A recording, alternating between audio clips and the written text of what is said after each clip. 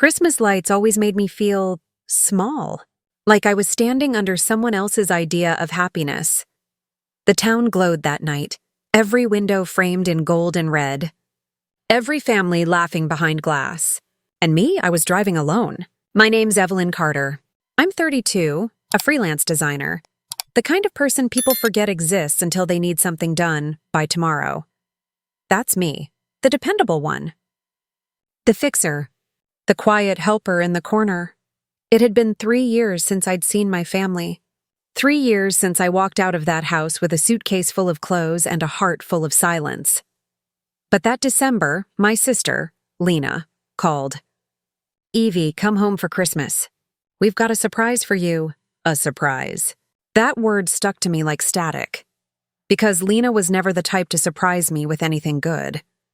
Her surprises always came wrapped in laughter that wasn't kind, tied up with ribbons of guilt. Still, I went, because part of me still believed in family. Or maybe I just missed hearing someone say my name. The drive to Maple Ridge, our hometown, took 4 hours. The same gray highway, the same songs on the radio, the same cold ache behind my ribs. When I pulled into their driveway, snow was falling. Slow, heavy, and quiet.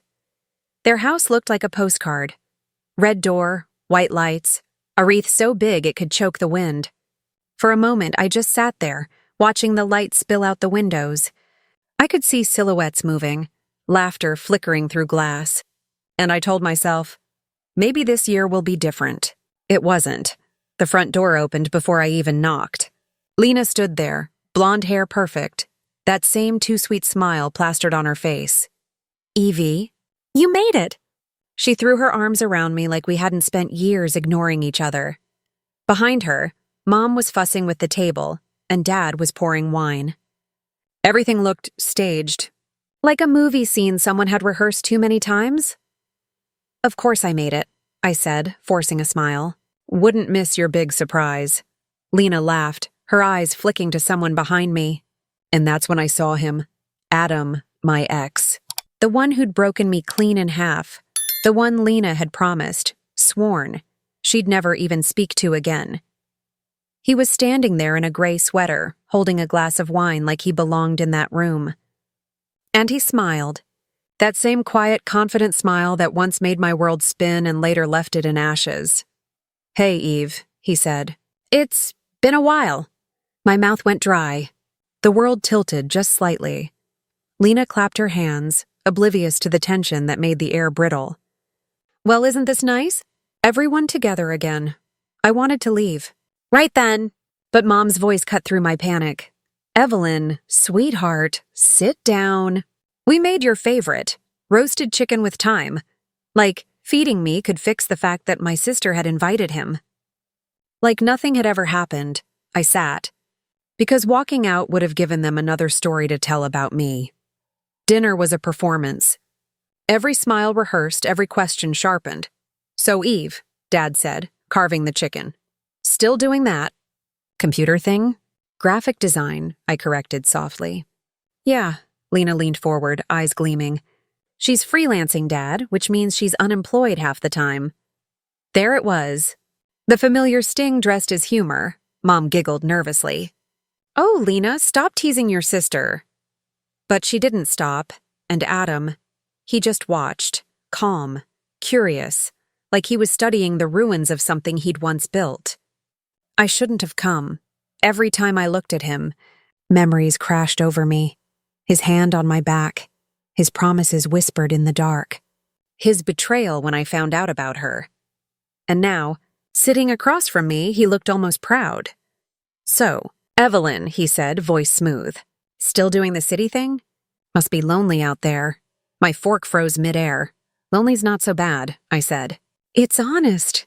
Lena's smile faltered for just a moment. Then she raised her glass. "To family," she said. "To forgiveness." They all toasted. I didn't. After dinner, the lights dimmed. Soft Christmas music played from the speaker. And Lena stood by the tree holding a silver box wrapped with a red ribbon. "Evie," she said, grinning. "We've got something for you. Our surprise." The box shimmered under the lights. For a second, I thought, maybe, just maybe, This was her way of making peace. A gift, a gesture, a chance, I smiled faintly. You didn't have to. Oh, but we wanted to, she interrupted. We thought it was time. She handed me the box. It was heavier than it looked. Cold almost. I looked at Adam. He nodded, slow, like he knew what was inside. Something in my stomach turned. I set the box on my lap. The whole room felt like it was holding its breath. I untied the ribbon, lifted the lid, and froze. Inside was a stack of photographs, hundreds of them. Me and Adam. Every moment of our relationship, our first trip, our old apartment, even the night we broke up. Each photo had been burned around the edges, charred, blackened. I stared down, my hands trembling. Lena, what is this? She tilted her head, that cruel smile flickering. A reminder, she said softly, of how much you ruined everything. I couldn't speak. The laughter around me felt muffled, distant, wrong. Mom whispered something about closure. Dad muttered, "It's just symbolic, Evelyn." But all I heard was Adam's voice, low, measured. You should have told them the truth back then. I looked up. What truth? He smiled. That you were the reason we broke up. My pulse pounded in my ears. What? Lena crossed her arms. You told me you were fine, that you didn't care if I saw him after. But then you turned everyone against me. No, I said. You were with him before we even broke up, Lena. You lied. You both lied. The room went still. Even the music seemed to stop. Dad cleared his throat. It doesn't matter anymore. It's Christmas. Let's move on, move on. Like betrayal was something you could wrap up and bury under a tree. I stood up. My chair scraped the floor. Loud, jarring. I think I've had enough surprises for one night, Lena scoffed. Oh, come on, Evie, don't be dramatic. Dramatic? You invited my ex to dinner, handed me a box of burned memories, and you're calling me dramatic? Adam set down his glass. Still the victim, huh? My throat burned. I looked at him, really looked. The same eyes that once made me feel safe now felt poisonous. I used to think you broke me, I said quietly. But now I see, you just showed me who you really were. I grabbed my coat. The cold air outside hit like a slap. Behind me, the door clicked shut. Snow was falling again, soft, silent, endless. And for the first time, I realized silence wasn't loneliness. It was freedom. But deep down under that quiet, something darker stirred. Something patient. Something waiting, because they hadn't just ruined a dinner. They'd opened something inside me. And once opened, it wouldn't close. The surprise wasn't the box. It was what it woke up in me. That night, I drove until the snow turned to rain. The roads blurred beneath my headlights, and I didn't even know where I was going. I just needed distance from that house, that table, that box of ashes pretending to be memories. When I finally stopped, I was parked outside an old diner off Route 17, the kind of place that never closes. No matter how late or lonely the night gets, inside, the lights were harsh and the coffee was bitter, but at least it was quiet. I sat in the corner booth staring at the fogged-up window, my reflection staring back. I looked older than I remembered. Not just tired, worn. Like every smile I'd ever forced had carved a new line into my face. The waitress came by, gray hair in a messy bun, smile soft. Rough night, sweetheart? I nodded. You could say that. She poured coffee without another word. I think she knew better than to ask more. The clock on the wall ticked loudly. Each second felt heavy, and in that silence, I replayed every moment from dinner, the looks, the laughter, the lies. Family. What a beautiful word for something so cruel. I remembered Mom's hand trembling as she passed the mashed potatoes. Dad's eyes are darting anywhere but mine, like guilt had become their family heirloom, passed down through generations, and Lena? Her voice echoed in my head. You ruined everything. No, she ruined me, piece by piece, and smiled while doing it. The memories started flooding in. The night I caught her with Adam, her in his kitchen, wearing my sweater, her hair messy in the way he used to say he loved mine. I remembered how she'd looked at me. Not ashamed, almost proud. She didn't even try to explain. She just said, "You were never going to marry him anyway." Like that made it okay. I left that night, packed my things, and they all let me go. No one followed. No one called. For 3 years, I thought leaving was a strength. But sitting there in that diner with rain streaking the windows, I realized something. I never left them. They lived inside me. Their voices, their judgments, their lies, all of it. I carried them like ghosts. And tonight, they'd come back to haunt me. The door jingled, and for a second my chest tightened, half expecting to see Adam walk in, but it was just a trucker, shaking off the rain. I watched him for a moment, wondering what his story was. Did he have a family waiting for him? Did he ever feel like a ghost in his own life? My phone buzzed. A message from Lena. "Don't be dramatic. We were trying to help you move on. Help me move on. By reopening a wound they'd created. By bringing the man who broke me back into the room." I typed back, then deleted it. No point. Words had never worked with her. She didn't listen. She performed. Every emotion she showed was a role she played for control. But this time, the script was going to change. Outside, the rain slowed to a drizzle. I paid the check and stepped out, the cold air stinging my face. The world smelled like wet asphalt and pine. And for the first time in years, I didn't feel small. I felt awake. Something inside me, something long buried, began to stir. Not rage. Not yet, just clarity. I started remembering things. The small betrayals before the big one. Lena forgetting to tell me about family dinners. Her taking credit for my work in college presentations. Her laughter when I failed. Every piece of it had been leading here. And suddenly I wasn't just angry about Adam. I was angry about everything. That night, I checked into a cheap motel. Flickering lights. Smell of cigarettes and old air. It felt like the kind of place where the world forgot you existed. I liked that. I lay on the bed, staring at the ceiling, listening to the hum of the heater. What did I ever do to deserve this? My voice cracked in the empty room.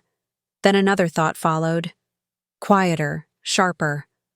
Why do you keep letting them hurt you? That one stayed. I realized something cruel. Maybe I'd been addicted to their approval.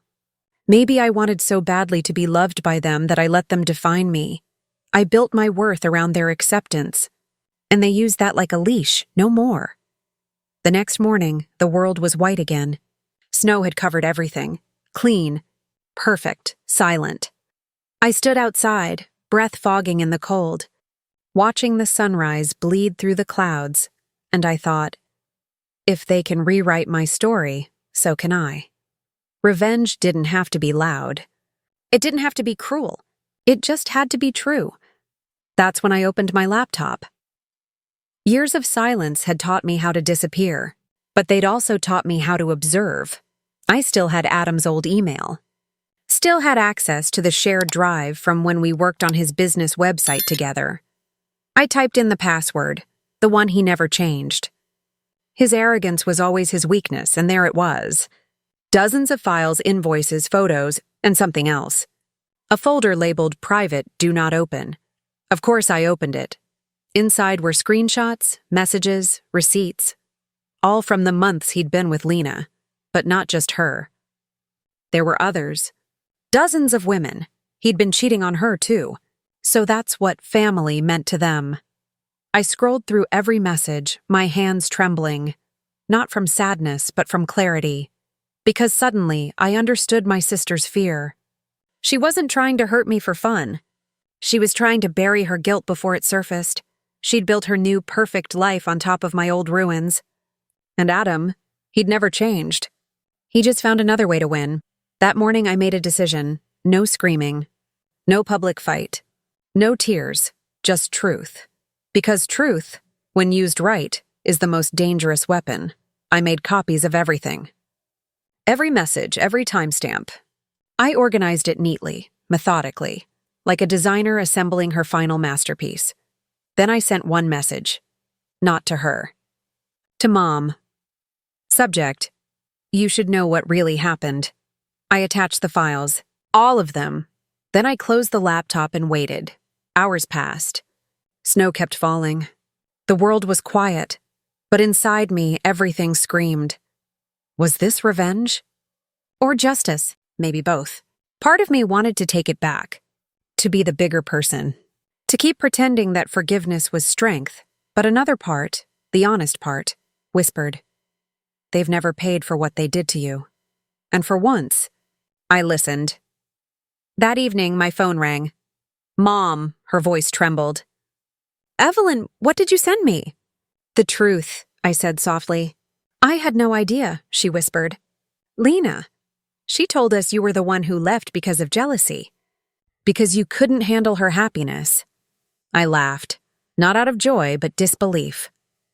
She lied, Mom, like she always does. Silence. Then, a soft sob. I'm so sorry, sweetheart. And for the first time in years, I almost believed her. That night, I sat by the motel window, watching the snow fall under streetlights. The world felt cleaner. Not healed, but lighter. I imagined Lena's face when Mom confronted her. The shock, the guilt, the cracks forming in her perfect little world. It wasn't satisfaction I felt. Not yet. It was balance, because after all these years, I wasn't the villain anymore. I wasn't the quiet sister in the corner. I was the truth she couldn't hide from. But deep down, I knew this wasn't the end. Lena wouldn't stay silent. She'd strike back. She always did.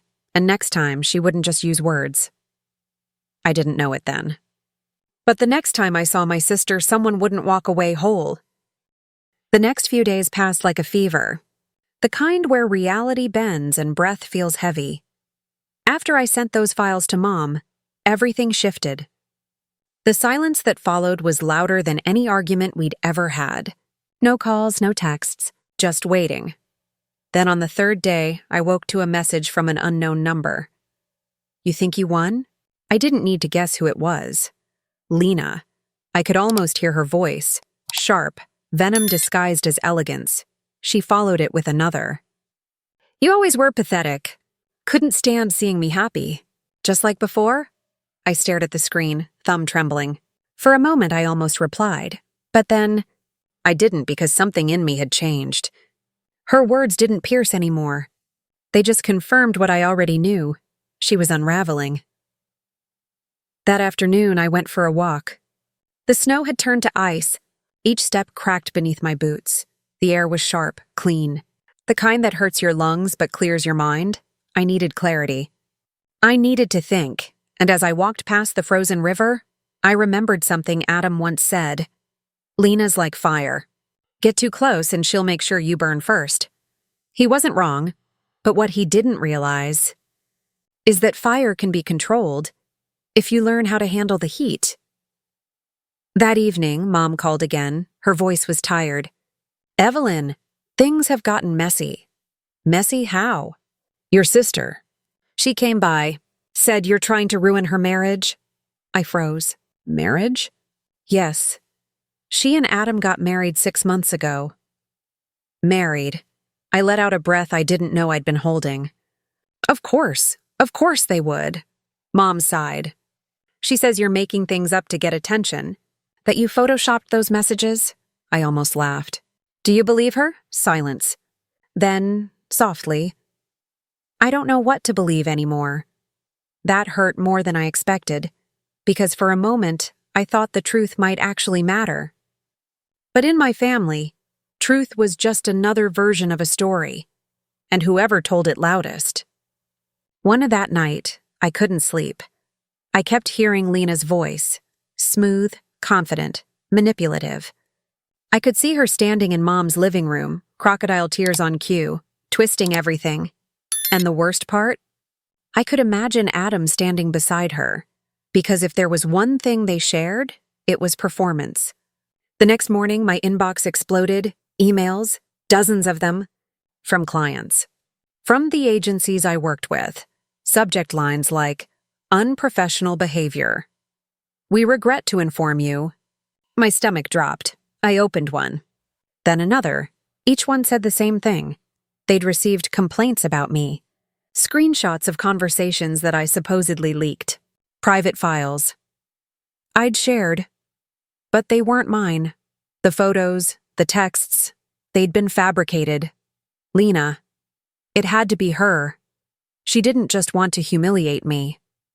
She wanted to destroy me. I called her, no answer. I tried again. Then finally, click. Wow, she said. Didn't expect you to call? I thought you'd be busy explaining yourself. What did you do? I demanded. Me? You're the one who started this war, Eve. You sent Mom those lies. Now I'm just making sure people know who you really are. My chest tightened. You're sick. No, I'm smarter. See, the difference between you and me, she said, is that I don't care if people hate me. But you need them to love you. You need to be the good one. She laughed, low and cruel. Well, let's see how long that lasts. Then, click. Silence. I sat there, phone pressed against my ear, staring into nothing. She was right, in her own twisted way. I didn't care what people thought. I'd spent my whole life trying to prove I wasn't the broken one. And now? She'd flipped that story upside down. For the first time, I didn't cry. I didn't scream, I just felt empty, like something had burned out inside me. But in that emptiness, something else began to grow. Not rage, not sorrow. Something colder. Focus. Over the next week, I watched my life unravel in real time. Projects canceled. Payments frozen. People ghosting me like I was contagious. I barely left the motel. The only sound was the hum of the mini-fridge and the storm outside. Every night I stared at the ceiling, asking myself the same question. What now? And then one night the answer came. If she wanted to play dirty, I'd stop playing fair, because revenge isn't about anger. It's about precision. I started digging. Every social post, every event Lena had bragged about. Her new marketing agency, Carter Creative. Ironically, named after our family, I remembered she'd always wanted to start her own firm. After stealing my clients, of course. Now I knew how she funded it. Adam's investors. And Adam? He wasn't the innocent businessman he pretended to be. I found tax records. Hidden transactions. He'd been using company funds for consulting fees to shell companies under Lena's name. Fraud. All of it documented, sitting in plain sight. When you've been quiet long enough, people stop watching you. That's when they make mistakes. And I was done being quiet. I started building something, a digital trail, neat and untraceable. Screenshots, invoices, proof of the fraud. I didn't send it anywhere. Not yet, because revenge needed patience. And timing, I wasn't just going to expose them. I was going to let them expose themselves. Sometimes when you've been broken long enough, you start to see patterns in pain. You start to understand how people move, what they fear, what they hide. Lena feared insignificance. Adam feared exposure, and I feared nothing anymore. That's when I realized I wasn't their victim. I was their mirror. And soon I'd make them look. A week later, I received an invitation from Lena, a Christmas gala, Carter Creative's first annual winter benefit. The irony almost made me laugh. She wanted attention, cameras, applause, a perfect audience, and that's exactly where her fall would begin. I looked at the email for a long time, fingers trembling just slightly. Then I smiled. She wanted a show? She'd get one, because this time, I wasn't walking into her world unprepared. I was bringing the truth with me, and I wasn't planning to walk away quietly again. The night of the gala came wrapped in glitter and lies. Snow dusted the streets like powdered glass, and the city pulsed with that kind of holiday joy that feels almost cruel when your heart's frozen solid. I stood outside the ballroom of the Regal Crown Hotel, my reflection staring back from the glass doors. Red dress, hair pinned perfectly. A stranger's face wearing my calm. Inside, laughter spilled out like champagne. Cameras flashed. Lena's voice echoed through the speakers. Welcome, everyone, to Carter Creative's first Christmas benefit. She always loved an audience. I stepped through the doors. The room was gold, chandeliers glittering, tables gleaming, every guest dressed like royalty. And there she was at the center of it all, Lena, flawless, radiant, the perfect hostess. She saw me almost instantly. Her smile flickered, then fixed itself back into performance. "Well, well," she said as I approached. "Didn't think you'd show your face here." "Neither did I said softly. "But I wouldn't miss your big night." Her eyes narrowed. "What do you want, Eve?" I smiled. "Closure." Adam appeared beside her, hand on her back. "Still smug. Still untouchable. Evelyn," he said smoothly, "you look dangerous. Only when provoked," he chuckled. "Still dramatic as ever." Lena laughed too, though her voice shook just slightly. I leaned closer. "Relax, I'm just here to celebrate your success, and—" Then I walked away, leaving her to wonder why that sounded like a threat. The night unfolded like a stage. Play, toasts, music, laughter that didn't belong to anyone. Real. But while they smiled for cameras, I watched, listened, waited, because every second that passed brought me closer to the moment I'd built for weeks, the moment where truth would walk into their perfect world and burn it quietly from the inside out. Around 9, the charity auction began. Lena took the stage again, microphone in hand, lights framing her like a saint. Her voice rang through the hall, practiced, polished, perfect. "Tonight isn't just about business," she said. "It's about giving back. About family, always her favorite weapon." She gestured toward the screens behind her, ready to display slides of the company's success. That's when I pulled out my phone. One message. One button. Sent. The screens behind her flickered. A second later, her slides disappeared. In their place appeared folders, documents, receipts, her name.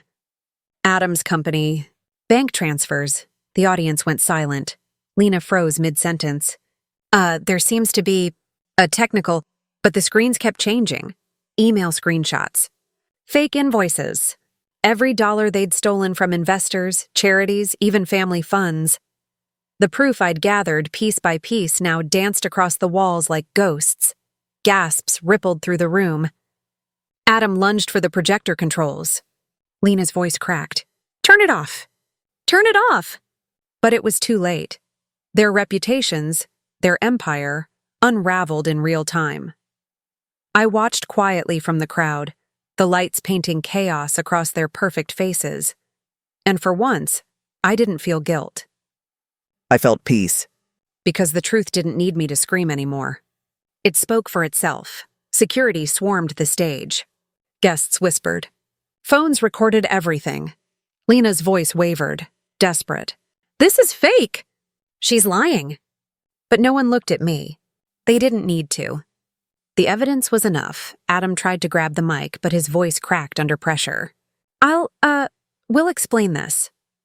No one believes explanations after the spotlight turns red. I turned to leave, but as I reached the doors, I heard her shout, "Evelyn! You did this!" The room went still. I turned slowly, met her eyes. "No, Lena, you did this. I just stopped cleaning up your mess." For the first time in her life, she had no words. Her mouth opened, but nothing came out. Just silence, the kind that ends things. Outside, the snow had started again, soft, endless, calm. I stood there for a long moment, letting the cold sting my cheeks. Inside, chaos. Outside, peace. Funny how quickly the world can switch sides. In that moment, I didn't feel like the broken one anymore. I didn't feel like the quiet girl in the corner. I felt free. Sometimes revenge isn't about hate. It's about reclaiming the voice they tried to silence. And tonight, I spoke, without saying a word. The morning after the gala was quiet. Too quiet. No phone calls. No messages. Just the sound of snow melting on the motel roof. I sat by the window, coffee growing cold in my hands, watching the world return to normal. Almost like last night never happened. But it did. And somewhere, Lena and Adam were waking up to the same truth they'd buried for years. This time, there was no one left to blame. I thought revenge would feel like fire. Like victory. But it didn't. It felt like standing in the ashes of a storm you'd survived, and realizing you were never the same person who started it. Maybe that's the real cost of revenge. You don't destroy your enemies. You destroy the version of yourself that needed them. I packed my things. The road ahead was empty, stretching out beneath a pale winter sun. As I drove away, I looked once in the rearview mirror. Not in the town, not at the house, but at the girl who used to need their approval. She wasn't there anymore. Sometimes revenge isn't loud. It's quiet. It's peace after years of noise. It's the sound of your own name, finally belonging to you again. Don't forget to subscribe, like, and share it with someone who believes silence can be louder than revenge. More stories like this one every week, because sometimes the quietest voices carry the sharpest truth.